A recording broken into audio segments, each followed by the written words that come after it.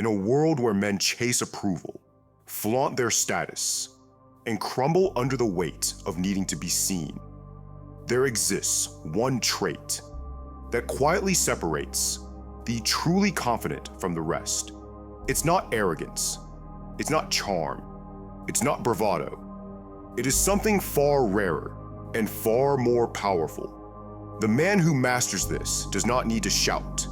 He does not need to prove, and he never needs permission. He holds an invisible influence that others can't touch, can't explain, and can't forget. True confidence does not announce itself, does not seek applause. It does not crave the spotlight. It moves quietly, beneath the surface, felt more than seen. The trait that separates the truly confident man is mastery of self, the rare ability to remain unmoved. In a world built on reaction, to sit still when provoked, to stay composed when misunderstood, to remain certain when surrounded by doubt, to be unshaken when challenged, to be clear when others are confused, to be calm when others are frantic, to be steady when others crumble.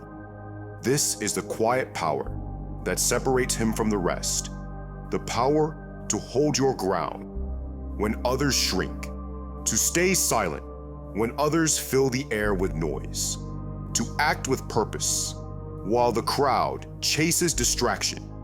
It is not apathy, it is not arrogance, it is discipline. Discipline forged through patience, through experience, through deliberate rejection of the ego's need to be seen, heard, validated. The strength to choose what matters and to release what does not. The ability to filter every emotion, every impulse through clarity and control. To feel deeply, but reveal nothing. To want, but never chase. To care, but never cling. The truly confident man moves through life with precision. He is selective with his energy, deliberate with his movements, intentional with his words. He does not waste presence. He does not dilute himself to fit in. He moves with weight. He speaks with gravity. He holds a room without demanding it. He shapes outcomes without forcing them. He draws others in without lifting a finger. And he becomes, without effort, the man others follow. Not because he tries, not because he performs, but because he is. Understand this. The man who does not react cannot be controlled. The man who does not chase cannot be led astray. The man who holds stillness within commands the space around him. In a world where most men are ruled by impulse, trapped by the hunger to be seen, desperate for recognition, the truly confident man operates differently. He does not rush to be first. He does not compete for attention. He does not broadcast his victories.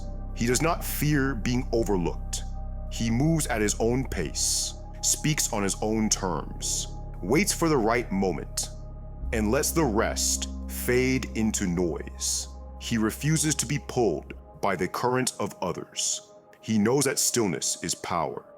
His strength lies in restraint, his influence in his ability to observe without reacting, to listen without rushing to respond, to wait when others leap, to remain composed when others unravel. He does not perform. He does not seek validation. He does not explain. He does not justify. And he never betrays his principles to win approval. In doing so, he becomes rare. His silence speaks louder than noise. His stillness commands more attention than force. In a room full of voices, he becomes the one presence that is felt without a word. They sense something rare, something grounded, something unbothered. A man who cannot be shaken. A man who will not be moved. And what cannot be moved cannot be manipulated. It stands apart. It stands above. And in that silence, in that stillness, is a force that shifts the room, that lingers long after others fade. The force of a man who has mastered himself, who does not flinch, who does not yield, who remains when others have exhausted themselves. This is why the truly confident man is unpredictable. He is not ruled by habit, not enslaved by reaction. He moves when it matters, not when others expect. He speaks when it counts, not when the moment demands noise. He controls his own timing, and in doing so, he controls the frame. He shapes the room simply by choosing when to act and when to hold still. Others watch him, wondering what he will do. They lean in, unsure of his next move. And the more they lean in, the more influence he gains. This is the gravity of a man who does not reveal himself too easily, who does not give his energy away for free. Every glance, every word, every movement is deliberate. Nothing wasted, nothing offered without purpose. The mystery he creates draws others in. The restraint he holds makes others reveal themselves. In conversation, in conflict, in relationships, this man holds the upper hand, not through dominance, but through discipline.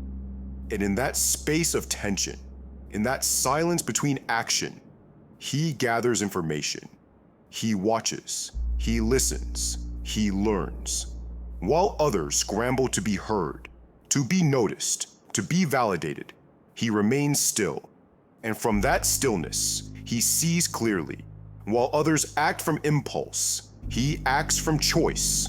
And choice is the purest form of power.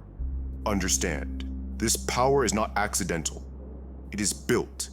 It is earned through discipline, through self-mastery, through choosing stillness again and again, in moments where others would react, in moments of insult, in moments of praise, in moments of provocation. The man who lives this way has trained himself to rise above instinct. He no longer answers to impulse. He no longer chases the approval of others. He does not perform to be liked. He does not speak to fill silence. He is not triggered by ego. He has learned that silence is an advantage, that patience is a weapon, that presence is power, that energy is currency, and the wise do not spend it carelessly. And when a man holds this presence, others cannot help but adjust themselves around him. They become more careful with their words, more aware of their tone, more conscious of his gaze. They second-guess their actions, their reactions, their own confidence, because they can feel that he is not like the rest. He does not play their games. He does not enter their frame. He sets his own, and those who set the frame shape the outcome in conversation, in relationships, in life. And when you shape outcomes, you do not compete, you lead. Most men never reach this level. They remain ruled by emotion, controlled by the urge to prove, desperate for approval. They speak too soon. They reveal too much. They act before thinking. They react to every slight, every compliment, every opinion. And in doing so, they give away their power. They show their hand. They let others read them, influence them, control them. But the man who waits, who listens, who moves only when it matters, becomes untouchable. Not because he is perfect, not because he is above feeling, but because he is composed, because he has trained himself to endure silence, to resist the pull of validation, to remain still while others rush, to stay clear while others cloud their judgment. And that stillness becomes his weapon. In conversation, in conflict, in competition, it sets him apart. Because in a world addicted to noise, to constant movement, to the frantic need for attention, the man who can hold his calm holds the advantage. His restraint becomes power. His composure becomes influence. And while others exhaust themselves, he remains. This is the paradox of power. The less you reveal, the more others imagine. The less you pursue, the more they chase. The less you speak, the more weight your words carry. The man who understands this no longer wastes his presence. He no longer explains himself to those who misunderstand. He no longer justifies his choices to those who haven't earned his trust. He is not moved by gossip. He is not swayed by opinions. He holds himself with quiet certainty. He knows that mystery creates gravity, that restraint creates respect, that measured words carry more force than endless speech. And in doing so, he shifts the balance in every room he enters. Conversations slow, eyes turn, attention gathers, not because he demands it, but because his energy commands it. He is not loud, he is not boastful, he is not desperate to be seen, but his presence is undeniable. And those who encounter him feel it long after he is gone. They replay his words, they remember his calm, they question themselves, and that is influence. But understand, this is not a mask, it is not an act, it is not a performance for approval. It is a state earned through self-mastery, through discipline, through patience, through learning to endure discomfort, through facing moments when silence feels unbearable, when the urge to react is strongest, when the temptation to chase is loudest, and choosing stillness instead, choosing restraint over impulse, choosing presence over performance, choosing discipline over ego, again and again, until it is no longer forced, until it is no longer something you pretend, but something you become, until the world's noise no longer moves you, until validation loses its pull, until the opinions of others fade to background noise. And when that happens, you no longer chase power, you carry it quietly, unshakably, inevitably. And that is what separates the truly confident man from the rest. Not louder words, not bolder actions, not the appearance of strength, but the presence of it. Not the performance of confidence, but the embodiment of it. Not more noise, but more mastery. The man who commands himself commands the room. The man who moves by choice, not by impulse, controls the outcome. The man who no longer needs the world's approval, no longer bends to it. He is anchored, he is unmoved, and in doing so, he becomes rare, uncommon, a presence others cannot ignore, the kind of man others remember, the kind of man others respect, the kind of man whose absence is noticed, whose silence is felt, whose influence lingers without ever having to ask for it, without ever needing to explain, without ever chasing what others so desperately seek.